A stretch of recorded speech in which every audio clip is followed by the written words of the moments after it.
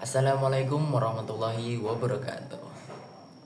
Pertama-tama marilah kita panjatkan puji syukur kehadirat Allah Subhanahu wa taala atas rahmat dan hidayahnya sehingga saya dapat menyusun dan mempresentasikan proposal skripsi ini.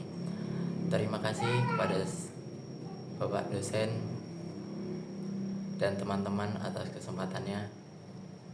Hari ini saya akan memaparkan proposal skripsi yang berjudul Pengaruh Lingkungan Sekolah dan Peran Guru dalam Proses Pembelajaran Terhadap Motivasi Belajar pada Siswa Sekolah Dasar.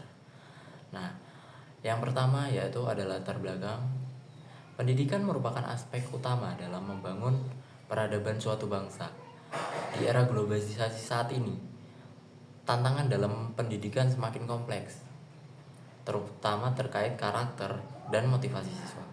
Seringkali kita jumpai siswa yang cerdas secara akademis, namun lemah dalam karakter, nilai, dan semangat belajar. Hal ini menimbulkan pertanyaan besar. Apakah proses pembelajaran saat ini cukup memotivasi siswa? Dua hal yang sangat penting dalam proses belajar mengajar adalah yang pertama yaitu lingkungan sekolah. Di lingkungan sekolah, tempat siswa tumbuh, berinteraksi, dan menerap nilai. Yang kedua, ada peran guru. Seorang guru sebagai aktor utama dalam menciptakan suasana belajar yang kondusif dan menarik. Sayangnya, tidak semua sekolah memiliki lingkungan belajar yang mendukung.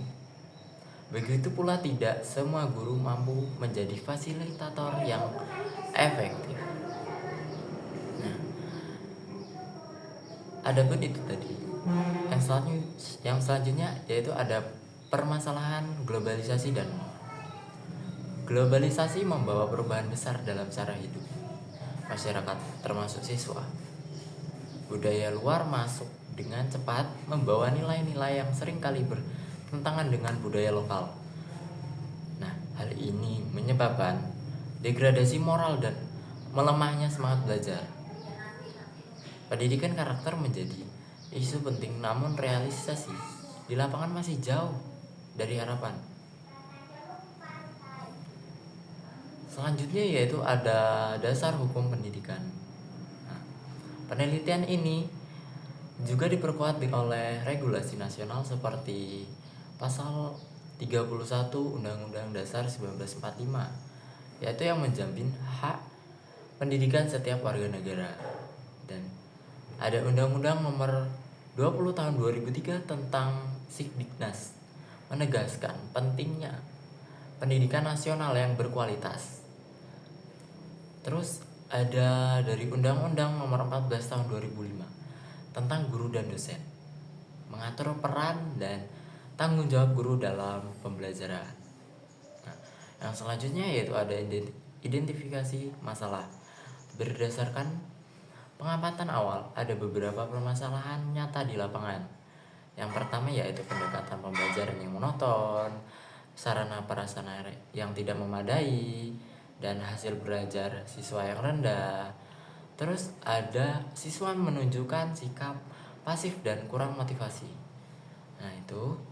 Dan yang selanjutnya ada batasan masalah. Agar penelitian ini lebih fokus, saya membatasi ruang lingkup pada dua variabel utama, yaitu yang pertama lingkungan sosial atau lingkungan sekolah. Nah, yang kedua peran guru dalam proses pembelajaran. Dalam hal ini, bagaimana keduanya mempengaruhi motivasi belajar siswa sekolah dasar secara simultan atau keseluruhan. Nah, terus ada rumusan masalah. Penelitian ini bertujuan untuk menjawab pertanyaan berikut, yaitu bagaimana pengaruh lingkungan sekolah terhadap motivasi belajar, dan bagaimana peran guru mempengaruhi motivasi belajar siswa. Terus, apakah kombinasi kedua variabel tersebut berpengaruh signifikan terhadap motivasi belajar? Nah, yang selanjutnya, sebelum itu ada tujuan penelitian. Nah, Dari rumusan masalah tersebut, ada 3 rumusan masalah, yaitu bagaimana pengaruh lingkungan sekolah, bagaimana peran guru, dan apakah kombinasi. Nah, di rumusan masalah tersebut, maka tujuan penelitian ini adalah menganalisis peran guru dalam pembelajaran terhadap motivasi belajar siswa. Yang kedua, menganalisis pengaruh lingkungan sekolah terhadap motivasi belajar.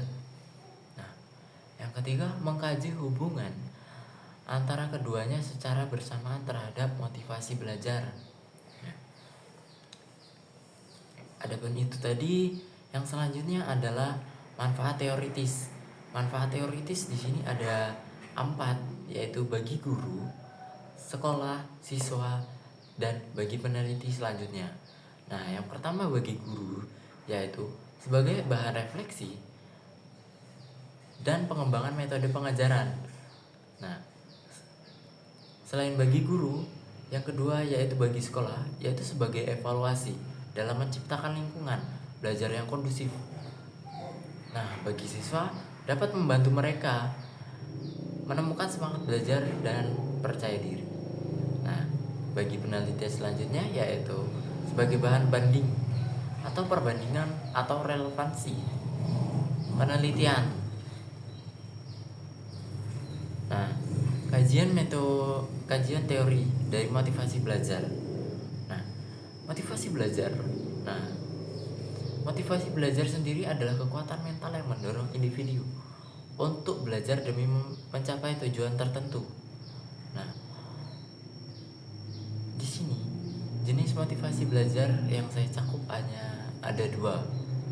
Meskipun ada banyak, saya hanya mengambil 2. Yang pertama yaitu intrinsik, motivasi belajar atau dorongan dari diri siswa sendiri atau dari per orang sendiri. Nah, yang kedua intrinsik, dorongan dari luar seperti pujian, hadiah, atau teguran. Ini bisa dari guru, teman, atau orang tua. Nah, yang selanjutnya yaitu faktor yang mempengaruhi motivasi belajar. Faktor yang mempengaruhi belajar motivasi siswa itu peran guru, fasilitas sekolah, dukungan orang tua, lingkungan, tujuan dan cita-cita siswa.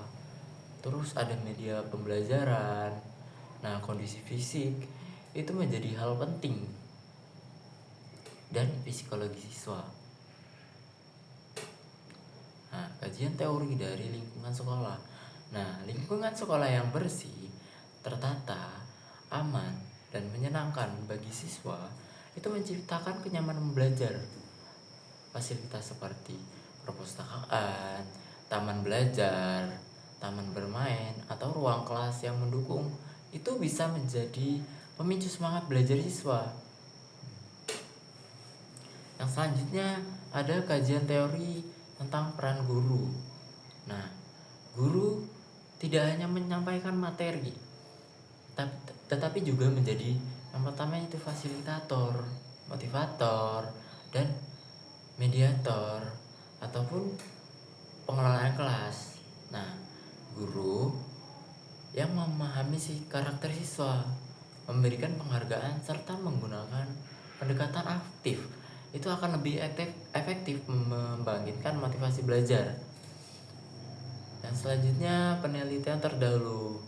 Nah, sebelum saya meneliti ini, saya melihat ada peneliti terdahulu, yaitu peneliti sebelumnya mendukung pentingnya faktor lingkungan dan peran guru. Seperti pada penelitian Wiwi Andeka tahun 2020, yaitu proposal penelitian yang berjudul Fasilitas dan Metode Guru Berpengaruh Signifikan. Nah, selanjutnya ada Janiah dan kawan-kawan tahun 2023. Nah, guru sebagai motivator utama. Ada lagi yang saya ambil yaitu Pranada 2019. Motivasi tinggi berkorelasi dengan hasil belajar yang baik. Nah, yang selanjutnya yaitu metode penelitian. Jenis metode ini kualitatif atau studi kasus. Teknik pengumpulan datanya yaitu observasi langsung, wawancara, atau studi dokumentasi. Sumber datanya dari guru kelas, siswa, atau data sekolah.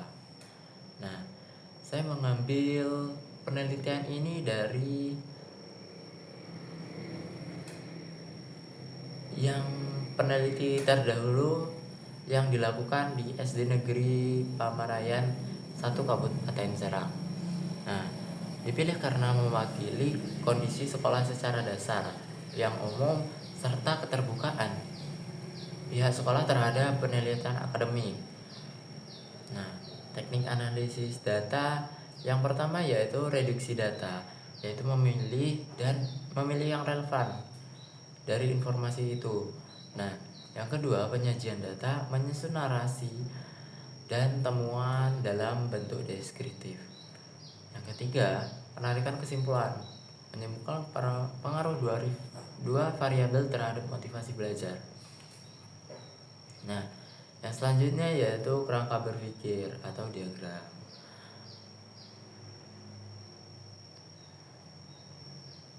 Jadi, kerangka berpikir yaitu yang pertama yaitu lingkungan sekolah yang mempengaruhi motivasi belajar siswa. Yang kedua itu ada motivasi guru, dan mengerucut lagi ke motivasi belajar siswa. Itu yang paling terakhir. Bisa kita bayangkan menjadi 3 bagian dalam sebuah segitiga. Yang pertama ada lingkungan sekolah, yang atasnya lagi peran guru, ya, dan yang terakhir atau yang paling atas yaitu motivasi belajar siswa. Nah, yang selanjutnya ada harapan penelitian. Nah, dengan hasil penelitian ini, saya berharap dapat memberikan kontribusi yang nyata dalam pendidikan dasar, memberitahu rekomendasi praktis bagi guru dan kepala sekolah, dan meningkatkan motivasi belajar siswa. Nah, yang selanjutnya menjadi landasan untuk penelitian yang selanjutnya. Nah, adapun presentasi itu saya tutup. Demikian pemaparan proposal skripsi saya. Saya sangat terbuka untuk kritik dan saran maupun pertanyaan yang membangun dari teman-teman ataupun penonton yang ingin bertanya.